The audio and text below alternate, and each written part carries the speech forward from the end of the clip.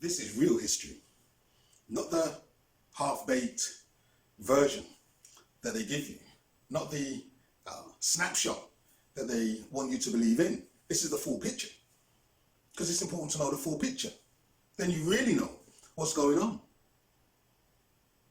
The abolition of slavery, or the abolition of the slave trade, a law was passed in Parliament in 1807. But there was a bill for the abolition of the slave trade, which was rejected by the House of Lords in 1805. They rejected it. Now, we're told about William Wilberforce and his campaign for the abolition of the slave trade. His campaign began in 1787.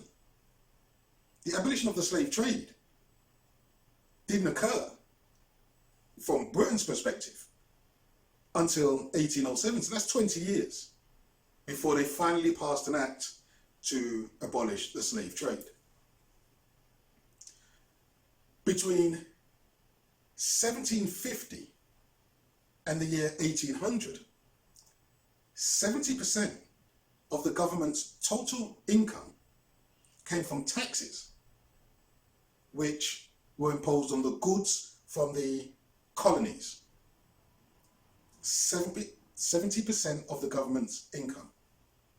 So there was no will to abolish the slave trade or to abolish slavery, because that's where the establishment's money came from running the estates and the plantations, from having forced labor, free labor. This is how they were able to generate vast sums of money. Now, Britain, by the turn of the 19th century, was responsible for more than half of all slave trading in the world. Britain alone was responsible for more than half. Now, Britain didn't start it, but from a European perspective, it was the Portuguese and the Spanish that first started it in the early part of the 16th century. Britain's role in the slave trade kicked off in 1562 under the reign of Elizabeth I. And the major slave trader was an individual called John Hawkins, who was a relative of Francis Drake. We've heard of Francis Drake. We're told he's some buccaneering seafarer. But he was in fact a slave trader, as was John Hawkins. But in 1807, some 245 years after Britain's involvement in the slave trade, they finally passed an act to abolish the slave trade. 245 years. And we're told that it's because of the campaign of William Wilberforce. And then we're asked to give thanks and to respect the British for abolishing the slave trade. But they themselves instituted it. They themselves practiced it. They were the biggest proponents of it. And they made the most profit from it. I'm going to tell you the real reason for the abolition of the slave trade. And it isn't what you think. It has nothing to do with William Wilberforce and his campaign. It was all to do with Britain looking out for its own interests in the Caribbean and the Americas, North America, South America. The abolition of the slave trade, we are told, is because of William Wilberforce and his campaign from 1779 or 1777. This is what we're told. But it's just not true. In order to find out what the motivation is for bringing in any piece of legislation, if you go to the parliamentary records of the debates that are taking place in Parliament before any act comes into law, you will see what the discussions are about and what the reasons are for bringing in a particular bill or bringing in a particular act. Okay, so in 1806, there was a debate on the Slave Importation Restriction Bill. That was its original title, the Slave Importation Restriction Bill.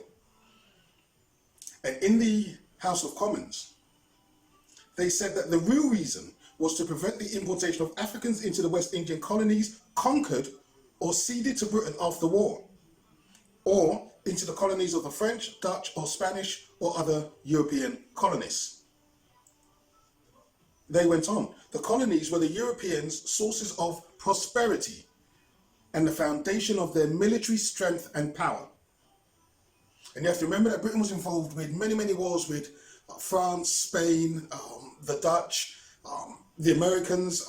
Britain was involved in many, many wars at the end of the 18th century into the early 19th century. Yeah? And so in Parliament, they said it would be contrary to sound policy that we should afford them, meaning their enemies, the means of rivaling our colonies and of attaining a high degree of commercial prosperity. They went on, it was evidently against British policy that great importations of Africans should take place in settlements which might be restored at the conclusion of peace. So they brought a bill to prevent the importation of Africans by British subjects or British shipping into the colonies that had been conquered by Britain in the course of war.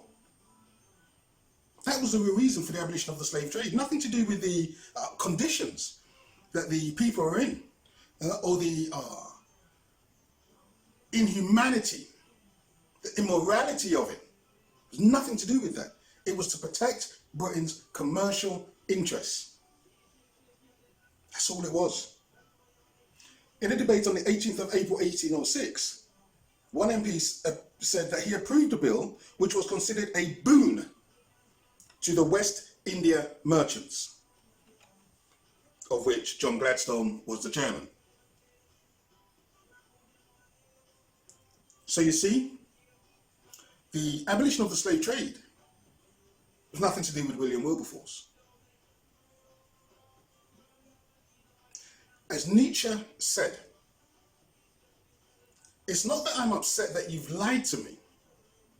I'm more upset that I can no longer believe anything that you've ever told me.